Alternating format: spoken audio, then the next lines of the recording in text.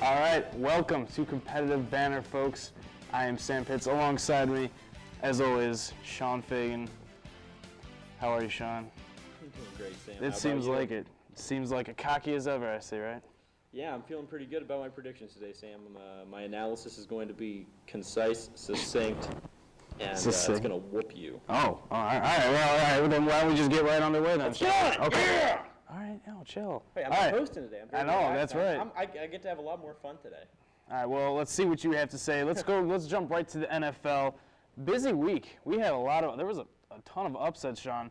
But let's go straight to the 8:30 game that we had last night, the Sunday night football game, the Bears and the Giants.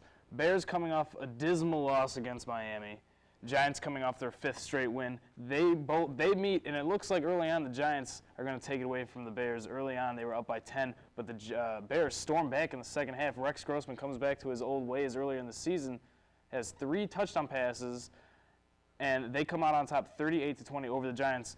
Granted, they did do it over Strahan, without Strahan, Arrington, and Uminora for the Giants. 3 very big defensive players for that team, but what does this tell you about the Bears team right now? Coming off of a big loss against Miami and striking back against the other team. What it tells me isn't so much what it tells me about the Bears, except what it tells me about the Giants. And the key to this game was Eli Manning. Eli Manning sucks. Eli Manning is a terrible quarterback. He single-handedly sabotaged my game against Art Antrim in the Sports Information Department Fantasy Football League. I lost by 6 points. Eli Manning put up nothing. But granted, the guy threw for 140 yards and 2 interceptions. That will not cut it on a team that's supposed to be a playoff caliber, a team that. But remember, this is a team that had just won 5 straight games, and they were coming in to a big game against a very good Bears team. That's right. It came into a Bears team against a good team. That's and right. Eli Manning could have curled up in the position in the middle of the field and could have performed better. But isn't saying Eli Manning is a terrible quarterback kind of a very, I don't know how to say this, a bad statement to make? I mean, granted, the guy's been in the league for not that long. He had a bad game. Everybody's entitled to a bad game.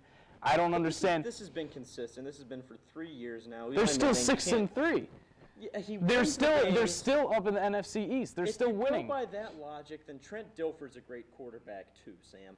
Eli Won them a Manning Super Bowl. has thus far been shown inability to win the big game for the Giants. As I recall, Peyton Manning didn't come into the league striking on all cylinders either. It took him a while, and still, Plaxico Burress, I don't think. I mean, there's receivers there. His favorite target, he claims, is Jeremy Shockey. Didn't get Jeremy Shockey as involved as he would like to, but granted, his brother, it took him a while to get fired on all cylinders. That's fine. Okay, I understand that. But so claiming that he's a horrible quarterback. We shouldn't hold Eli Manning in this upper echelon yet. And so you're blaming more of the game on Eli Manning's inability to pass the ball than a strong performance by Rex Grossman and an extremely good performance by the defense the offense and the defense from the Bears. Exactly so you're blaming it on Eli Manning. The Bears haven't beaten a good team either, and the only team they lost to was As I recall, they beat the Seahawks.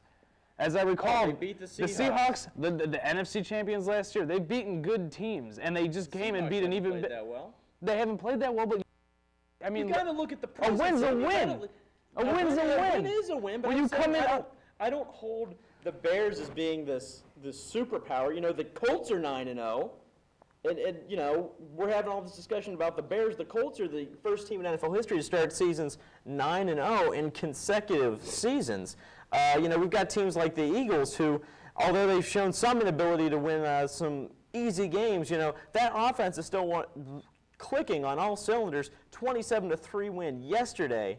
And I think that, I just don't think that we can say, oh, the Bears are back to their winning ways whenever they beat a terrible quarterback in subpar conditions. A bad way of describing that is. I don't understand where you're getting that logic. The guy took them to the playoffs last year in an extremely competitive. And what did he do? And what did he do in that game? Threw like 4 interceptions. No experience. Give the kid time. Hey, and Ben Roethlisberger threw like 3 interceptions in his first playoff game, and they won. And they won. They barely beat a New Orleans team. Okay, that's 6-3 and leads the NFC South.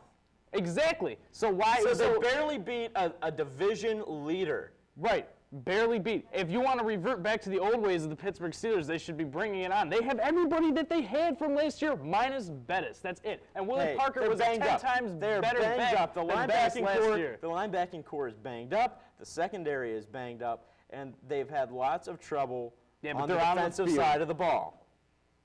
Okay, then I don't understand where you're... He threw for 260 yards and 3 touchdowns yesterday, no picks. He had a good day. Willie Parker ran for 210 yards. Could he please remain a little consistent then? If you're gonna compare Roethlisberger to being young with the Eli Manning, I think the Roethlisberger No, what I was needs to saying be a was lot more Roethlisberger, consistent. at least Roethlisberger won his first game when he threw 3 picks in the playoffs. See, that was a joke, Sam. That was intended to be taken with a grain of salt, to be found to be humorous. It wasn't funny.